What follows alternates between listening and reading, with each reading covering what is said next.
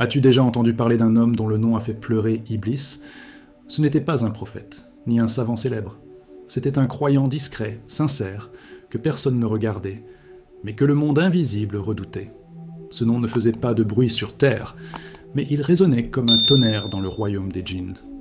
Et le jour où Shaitan l'a entendu, il n'a pas crié, il a baissé les yeux. Pourquoi ?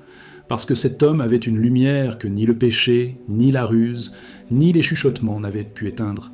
Il avait prié dans le secret, jeûné sans le dire, invoqué Allah subhanahu wa ta'ala avec des larmes qu'aucun humain n'a vues. Et ce lien entre lui et son Seigneur a été plus fort que toutes les armées d'Iblis. Dans cette vidéo, tu vas découvrir l'histoire invisible d'un croyant qui a résisté jusqu'à faire pleurer le diable lui-même.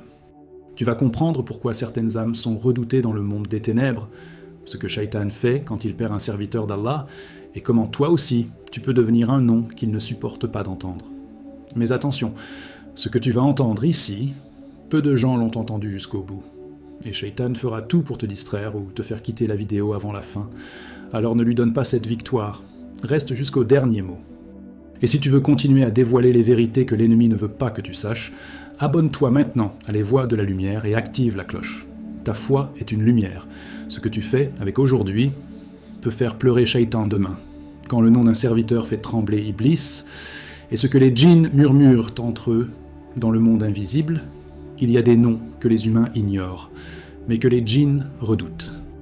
Des noms qui ne font pas de bruit sur terre, mais qui résonnent comme un tonnerre dans le royaume des ténèbres. Et un jour, alors que Iblis rassemblait ses troupes, les shayatines les plus rusés, les djinns chargés de l'égarement, les espions de l'âme, il entendit un nom. Pas un nom célèbre, pas un imam, ni un savant, ni un chef, juste un serviteur caché. Ce croyant priait de nuit, il jeûnait en secret, il aidait sans attendre de retour, il se repentait en pleurant seul. Il n'avait pas de titre, mais son cœur était constamment tourné vers Allah subhanahu wa ta'ala. Et dans une réunion de djinns, alors qu'ils partageaient un peu les noms des humains qu'ils avaient réussi à influencer, l'un d'eux baissa les yeux et dit « Mais lui, je n'ai jamais pu l'approcher. » Iblis le fixa. « De qui parles-tu » Et le djinn prononça le nom du serviteur. À ce moment précis, le visage d'Iblis se crispa. Il ne cria pas. Il ne maudit pas. Il pleura. Pas de douleur physique, mais de rage spirituelle. Car il savait que ce nom était connu dans les cieux. Le prophète Muhammad a dit « Si Allah aime un serviteur, il appelle Jibril et dit « Je l'aime, alors aime-le aussi. » Et alors, tous les habitants du ciel l'aiment. Et dans cet amour céleste, les djinns rebelles ne peuvent rien faire. Ils tournent autour de lui, l'observent, le testent, mais ils n'ont aucune prise. Iblis pleure, non pas parce qu'il a perdu un combat, mais parce qu'il ne peut même pas en commencer un.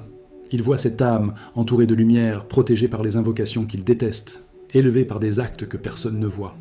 Et il sait qu'un seul nom prononcé avec sincérité sur terre peut être plus puissant que 1000 armées de shayatines.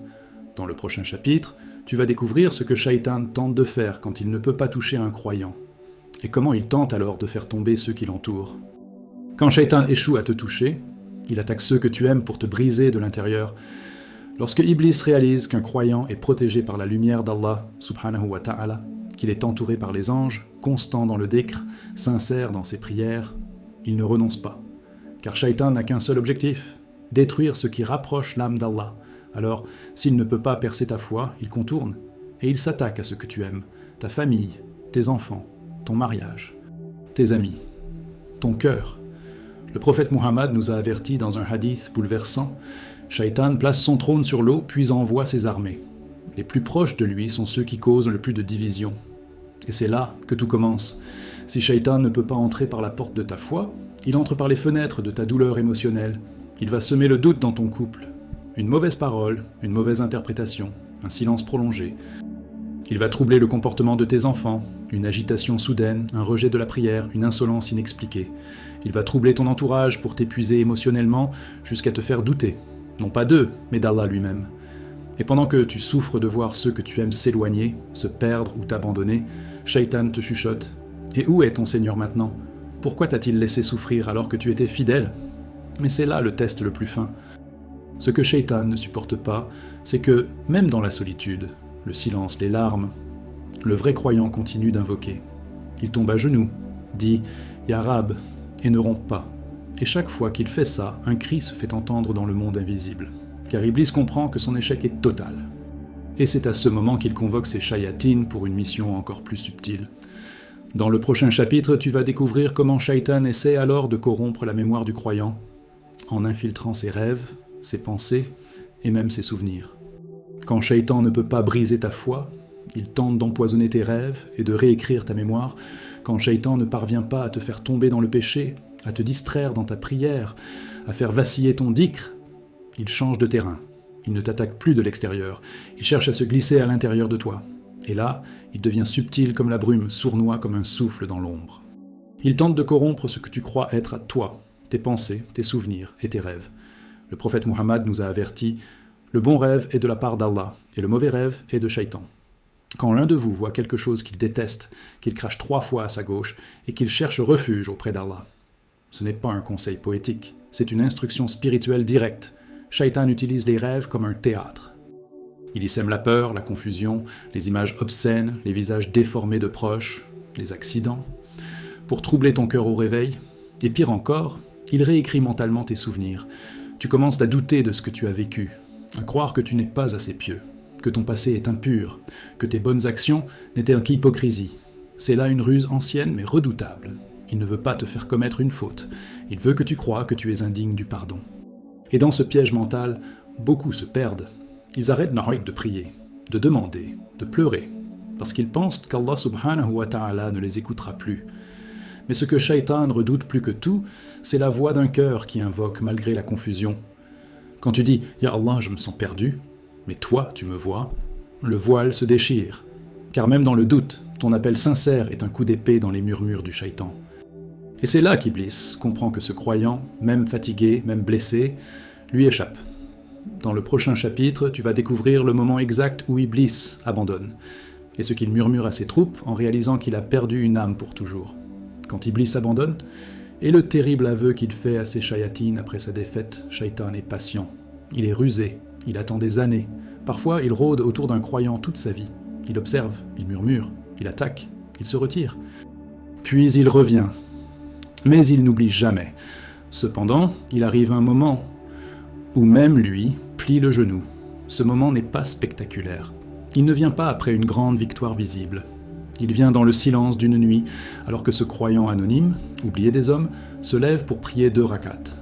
Pas dans une mosquée, pas sur scène, mais dans sa chambre, les yeux pleins de larmes, le cœur brisé, et tourné uniquement vers Allah subhanahu wa ta'ala.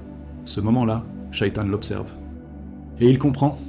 Il voit un serviteur qu'il n'a pas pu corrompre avec la dunya, qu'il n'a pas pu diviser par les gens, qu'il n'a pas pu troubler avec ses propres pensées, et surtout, qu'il n'a pas pu empêcher de revenir à Allah, même après être tombé. Alors Iblis se retire, il bat en retraite, et dans un récit transmis par les savants, il est rapporté que Shaitan convoque ses shayatines et leur dit « Cet homme n'est pas à nous, il a une lumière que nous ne pouvons pas éteindre. Il a une voix que les cieux entendent avant nous, et son nom est inscrit là où nous ne pouvons entrer. C'est une défaite pour lui, une humiliation, pas à cause de grandes œuvres, mais parce que le croyant a résisté, persisté, supplié, et surtout, aimé Allah plus que la vie elle-même. Et c'est ce jour-là, dans l'invisible, que Shaitan pleure. Pas de tristesse, mais de rage, car il sait qu'il vient de perdre une âme qu'il avait juré d'égarer. Et dans son désespoir, il jure alors d'attaquer encore plus fort les autres, ceux que ce serviteur inspire. Dans le prochain chapitre, tu vas découvrir comment la simple foi d'un seul serviteur d'Allah peut sauver une génération entière, et pourquoi le nom d'un vrai croyant devient une terreur dans le monde des djinns. Quand un seul croyant fait trembler une armée de djinns, et comment sa foi devient une arme silencieuse.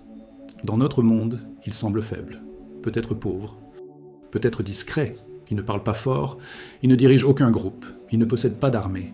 Mais dans l'invisible, son nom est redouté, car ce croyant-là est un pilier, une forteresse, une lumière vivante, et chaque fois qu'il prononce Bismillah, une onde se propage dans les ténèbres.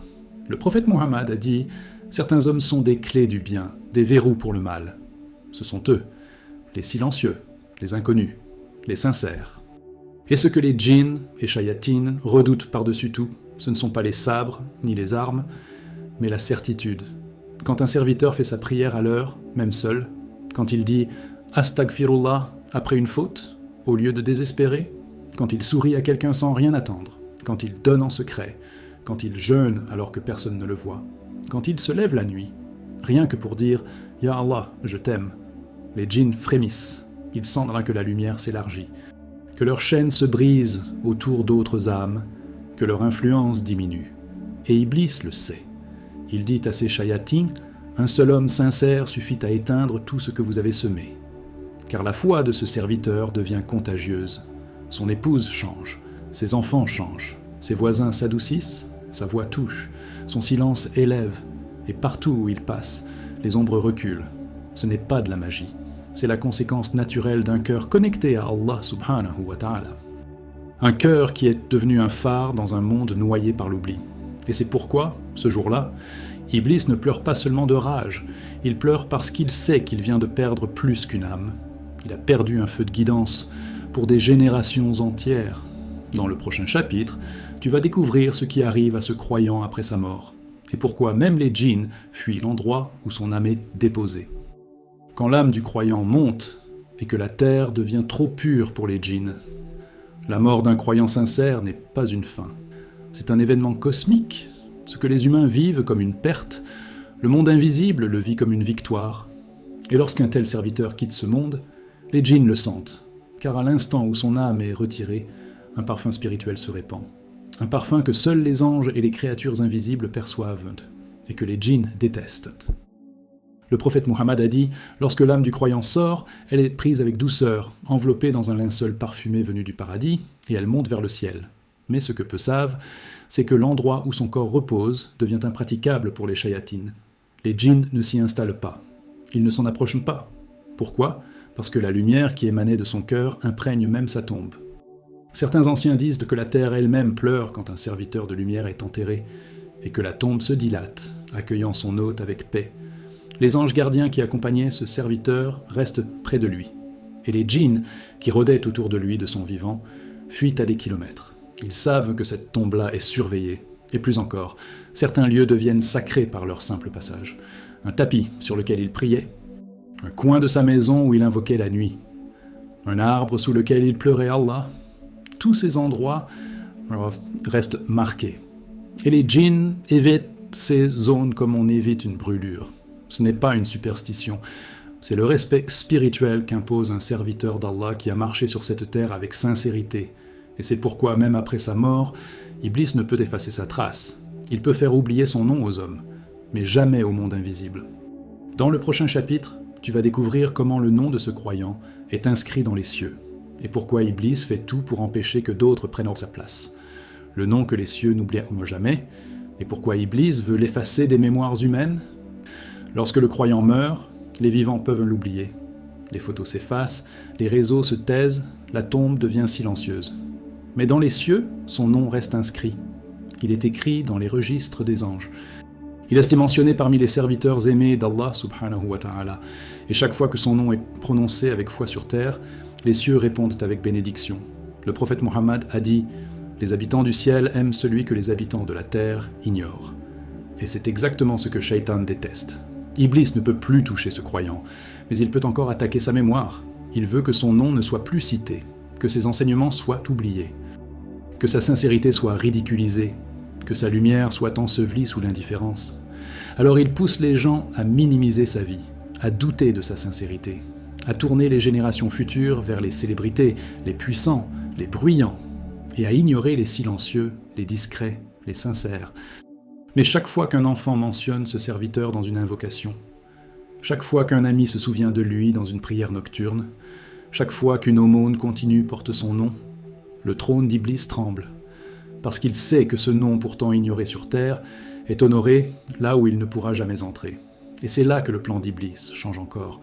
Il ne peut rien contre l'âme, mais il va maintenant tenter de faire tomber ceux qui suivent les traces de ce croyant.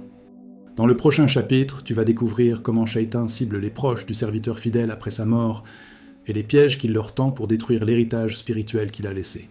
Quand Shaitan s'attaque aux héritiers de la foi, pour faire disparaître toute trace de lumière, le croyant était mort. Son âme est montée. Les djinns ont fui sa tombe. Mais Iblis n'a pas abandonné, car il sait une chose que beaucoup de vivants ignorent. La foi d'un vrai serviteur laisse un héritage. Une graine plantée dans les cœurs, une trace dans les maisons, une influence dans les générations futures, et c'est cela que Shaitan vise désormais.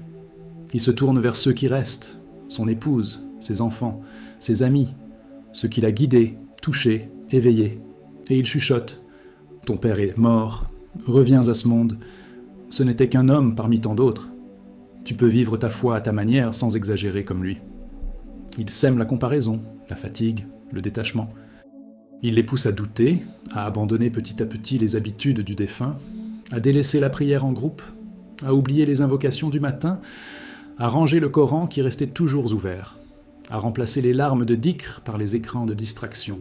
Et ainsi, il tente d'effacer la mémoire vivante du croyant. Pas dans les livres, mais dans les comportements. Car si ceux qu'il a aimés n'imitèrent plus sa foi, c'est comme si sa lumière s'éteignait doucement. Mais ce que Shaitan oublie, c'est que la foi ne s'éteint jamais tant qu'un cœur reste attaché à Allah. Et parfois, un mot, une odeur, une photo, un verset, réveille l'âme du fils, de la fille, de l'ami. Et cette étincelle suffit à faire renaître le feu. Et la lumière du croyant brille à nouveau. Dans le prochain chapitre, tu vas découvrir la revanche spirituelle du croyant après sa mort et comment son nom devient un flambeau éternel, même aux portes du jour du jugement. La revanche spirituelle du croyant, quand son nom devient un flambeau jusqu'à l'heure, il était mort depuis des années. Son nom n'est plus mentionné dans les médias. Sa tombe n'est pas visitée par des foules, mais dans les cieux, il brille encore, et dans les cœurs, sa lumière n'a jamais cessé de respirer. Car ce que Shaitan n'avait pas prévu, c'est que les graines plantées par ce croyant allaient un jour germer. Peut-être pas dans ses enfants, peut-être pas dans ses amis, mais dans un inconnu qui, des années plus tard, trouverait une parole oubliée.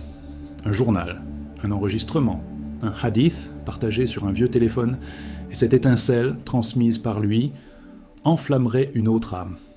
Le prophète Muhammad a dit « Quand le fils d'Adam meurt, ses œuvres cessent, sauf trois, une aumône continue, une science utile ou un enfant pieux qui prie pour lui. » Et Iblis, lui, regarde impuissant. Il pensait avoir gagné, il pensait avoir effacé son influence. Mais il voit des jeunes se convertir, des cœurs se réveiller, des maisons redevenir des bastions de dhikr, à cause d'une semence qu'il n'a pas pu arracher. C'est cela, la revanche posthume du croyant.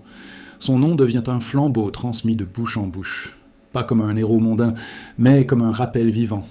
Et le monde invisible le connaît toujours. À chaque invocation faite en son nom, un ange répond « Amin ». Et à chaque bonne action faite par ceux qu'il a influencés, une lumière s'élève. Alors même après sa mort, il continue de faire pleurer Iblis. Et dans le prochain chapitre, tu vas découvrir ce qui se passera le jour du jugement, quand ce croyant sera ressuscité, et pourquoi Shaitan refusera de le regarder en face. Le jour du jugement. Quand Iblis baisse les yeux face à celui qu'il n'a jamais pu vaincre, la terre s'ouvrira, les ossements reprendront vie, les cœurs battront à nouveau. Ce sera le Yaum al-Qiyamah, le jour où rien ne sera caché, où chaque âme viendra seule, nue, tremblante. Les rois marcheront comme des esclaves, les puissants supplieront, les arrogants seront muets, mais au milieu de cette foule, il y aura un homme, un serviteur, un croyant oublié des hommes, mais connu dans les cieux. Il s'avancera, humble, les yeux baissés. Mais entouré de lumière, les anges l'accueilleront avec douceur, les livres pèseront en sa faveur. Et une voix dira « Celui-ci m'a invoqué dans la solitude, je le mentionne aujourd'hui devant tous. » Et là, Iblis sera ramené, enchaîné, maudit, brisé, et il verra cet homme, celui qu'il a espionné, celui qu'il a tenté, celui qu'il a haï en silence, mais qu'il n'a jamais pu détourner. Et pour la première fois depuis des millénaires, Iblis baissera les yeux, non pas par foi, mais par défaite. Car il verra dans ce serviteur tout ce qu'il n'a jamais pu comprendre, la sincérité, la constance, le repentir, l'amour d'Allah subhanahu wa ta'ala. Et à cet instant, devant la Ummah entière, devant les anges, devant les prophètes, le nom de ce croyant sera inscrit parmi les sauvés. Le prophète Muhammad a dit « Certains entreront au paradis sans jugement. Et certains feront pleurer Shaitan jusqu'au bout. Ce jour-là, la vérité sera claire, et l'homme que personne n'a vu sera celui que Shaitan n'oubliera jamais. Tu viens d'assister à une vérité que très peu de croyants connaissent. Tu as découvert qu'un simple serviteur d'Allah subhanahu wa ta'ala, par sa sincérité, sa constance et sa lumière, peut faire trembler tout un monde invisible. Iblis, le maudit, qui se vante de sa ruse depuis des siècles, a pleuré à cause d'un seul homme. Et si cela t'a touché, Pose-toi maintenant la seule question qui compte. Et toi? Que ferait Shaitan s'il entendait ton nom? Baisserait-il les yeux ou sourirait-il de satisfaction? Ce que tu choisis aujourd'hui, ta prière, ton dhikr, ton repentir, ton silence avec Allah, peut faire de toi un nom que les anges respectent et que les djinns craignent. Alors ne perds pas ce moment. Dis-moi en commentaire quelle parole de ce rappel t'a le plus marqué. Et surtout, abonne-toi maintenant à les Voids de la Lumière. La prochaine vidéo t'attend. Les 7 types d'âmes que Shaitan ne peut jamais posséder. Clique maintenant et rappelle-toi, tant que tu respires, tu peux devenir une lumière qui brûle les ténèbres. Les Voids de la Lumière, qu'Allah te protège et t'élève. À bientôt, Inch'Allah.